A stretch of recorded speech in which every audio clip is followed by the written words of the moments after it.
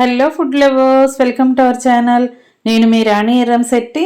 Friends, ఈరోజు snacks recipe చేసి చూపించబోతున్నానండి. చాలా సింపుల్ ప్రాసెస్తో టేస్టీ రెసిపీ అండి. ఇది చాలా చాలా క్రిస్పీగా టేస్టీగా వస్తాయి. మీరు వీడియోని మధ్య మధ్యలో స్కిప్ చేయకుండా ఫస్ట్ నుంచి లాస్ట్ వరకు చూడండి. అలాగే నా ఛానల్ని ఫస్ట్ టైం వాచ్ చేసిన వారు సబ్స్క్రైబ్ చేసుకుని పక్కనే ఉన్న బెల్ బటన్ని కూడా క్లిక్ చేయండి. నేను పెట్టబోయే రెసిపీస్ అన్నీ చూడండి. సింపుల్ రెసిపీస్ని తక్కువ ఇంగ్రీడియంట్స్లో తక్కువ టైంలో కుక్ చేసి ఫ్యామిలీకి సర్వ్ చేసే ప్రాసెస్ అంతా చూపిస్తానండి. మీరు వీడియోని ఫస్ట్ నుంచి లాస్ట్ వరకు చూడండి. ఇంకా ప్రాసెస్ స్టార్ట్ చేద్దాం. ఒక పావు కప్పు మినపగుళ్ళు తీసుకోండి, తెల్ల మినపగుళ్ళు తీసుకోండి. ఒక పావు కప్పు పెసరపప్పు తీసుకోండి. ఇవి రెండు కూడా ఒక గిన్నెలో వేసుకుని సరిపడా వాటర్ పోసుకుని కుక్కర్లో పెట్టుకుని 3 విజిల్స్ వచ్చే వరకు ఉడికించుకోండి. ఉడికిన తర్వాత రెండు పప్పులు కూడా మిక్సీ జార్లో వేసుకుని ఇలా మెత్తగా గ్రైండ్ చేసుకోండి. ఈ గ్రైండ్ అయిన పేస్ట్ని ఎప్పుడు వాడబోతున్నానో వీడియో స్కిప్ చేయకుండా చూడండి. ఇప్పుడు ముందుగా వెడల్పుగా ఉన్న ఒక గిన్నెని తీసుకోండి. ఒక బేసిన్ తీసుకుని దానిలోకి 2 కప్పుల పొడి బియ్య పిండి వేసుకోండి. దీనిలోకి మనం గ్రైండ్ చేసి పెట్టుకున్న మినప్పప్పు పెసరపప్పు పేస్ట్ని ఇలా వేసేసుకోండి. ఫ్రెండ్స్, ఎప్పుడు చేసుకునే జంతికలు కాకుండా టేస్ట్ చాలా బాగుంటాయండి. ఎప్పుడు చేసుకునేవే కాకుండా మీరు ఒకసారి ఈ రెసిపీని ట్రై చేయండి. ఇప్పుడు మొత్తానికి సరిపడా సాల్ట్ వేసుకోండి. 2 టేబుల్ స్పూన్లు కారం వేసుకోండి. 1 టేబుల్ స్పూన్ జీలకర్ర వేసుకోండి. 1 టేబుల్ స్పూన్ తెల్ల నువ్వులు వేసుకోండి. నువ్వులు ఇంకా ఎక్కువగా అయినా వేసుకోండి. ఇవి చియా సీడ్స్ అండి. ఇవి కూడా 2-3 టేబుల్ స్పూన్లు వేసుకోండి. హెల్త్కి చాలా మంచిది. అంతేకాకుండా టేస్టీగా కూడా ఉంటుంది రెసిపీ అనేది. అలాగే 1 టేబుల్ స్పూన్ వాము కూడా వేసుకోండి. మనం వేసిన పొడి ఇంగ్రీడియంట్స్ అన్నీ కూడా పిండిలో కలిసే వరకు బాగా కలిపేసుకోండి. 1 కప్పు వాటర్ని స్టవ్ మీద పెట్టుకుని బాగా కాగించుకోండి. ఇలా వేడివేడిగా ఉన్న వాటర్ని మనం పిండిలో వేసుకుని కలుపుకున్నామంటే పిండంతా కూడా చక్కగా మగ్గుతుందండి. మగ్గి స్నాక్స్ అనేవి చాలా క్రిస్పీగా టేస్టీగా వస్తాయి. గ్రైండ్ చేసుకున్న మినపప్పు పెసరపప్పు పేస్ట్ని వేసాం కదా, పిండంతా కూడా చాలా వరకు ఆ తేమతోని ఆ తడితోని కలిసిపోతుందండి. వాటర్ అనేవి ఇంకా ఎక్కువగా పట్టవు. 2 కప్పుల బియ్యం పిండి వేసాం కదా, 1 కప్పు వాటర్తో వేడి నీళ్ళతో ఈ పిండి అంతా కూడా కలిపేసుకోవచ్చండి. ఇలా రెడీ అయిన తర్వాత జంతికల గిద్దను తీసుకోండి. దీనిలో మీకు నచ్చిన ప్లేట్ తీసుకోండి.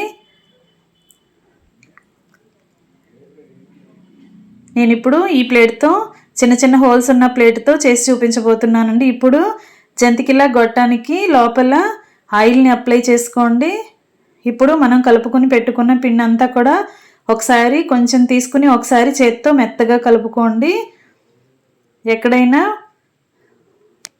ఉండలు అనేవి ఉంటే ఈజీగా మెత్తగా మ్యాష్ చేసుకున్న తర్వాత సరిపడా పిండిని అలా జంతికల గొట్టంలో పెట్టుకోండి. ఇప్పుడు ప్యాకింగ్ కవర్ని కానీ ఆయిల్ ప్యాకెట్స్ని కానీ తీసుకుని మధ్యలోకి కట్ చేసుకుని దానికి ఇలా ఆయిల్ని అప్లై చేసుకోండి. ఆయిల్ అనేది ఎక్కువగా అప్లై చేసుకున్నట్లయితే మనం జంతికలు చేసుకున్న తర్వాత చేత్తో ఇలా తీసుకుంటే ఈజీగా ఓపెన్ అయిపోతాయండి పేపర్ నుండి. ఇలా పేపర్కి పట్టినన్ని జంతికల్ని ఇలా ఒత్తుకుని రెడీ చేసి పెట్టుకోండి.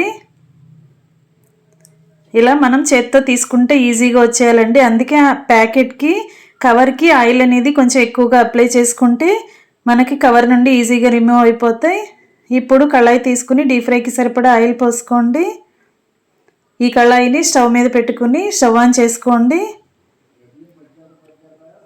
ఆయిల్ కాగిన తర్వాత ముందుగా మనం రెడీ చేసి పెట్టుకున్న జంతికల్ని అలా ఆయిల్కి పట్టినన్ని వేసుకుందాం.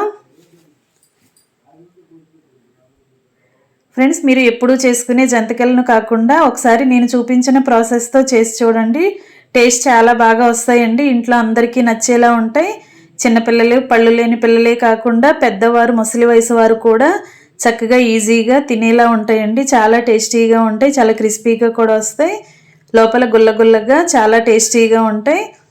తెల్ల నువ్వులు వేసాం, అలాగే చియా సీడ్స్ కూడా వేసాం కదా.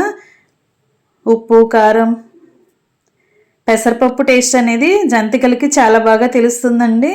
మీరు ఖచ్చితంగా ట్రై చేయండి. ఇలా రెండు వైపులా కూడా చక్కగా ఫ్రై అయిన తర్వాత ఆయిల్ నుండి తీసేసుకుని ప్లేట్లో వేసేసుకోండి.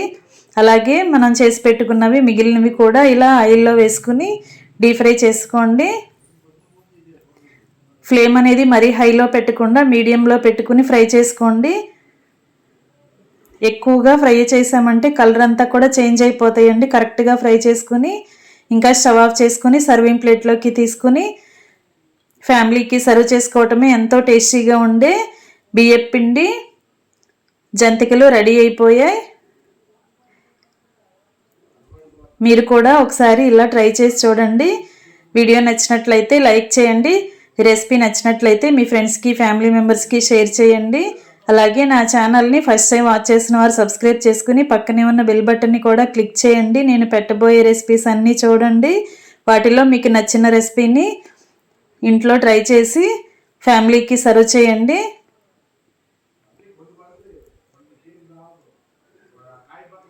మనం పుట్నాల పప్పుతో జంతికలు అనేవి చేస్తూ ఉంటాం కదా.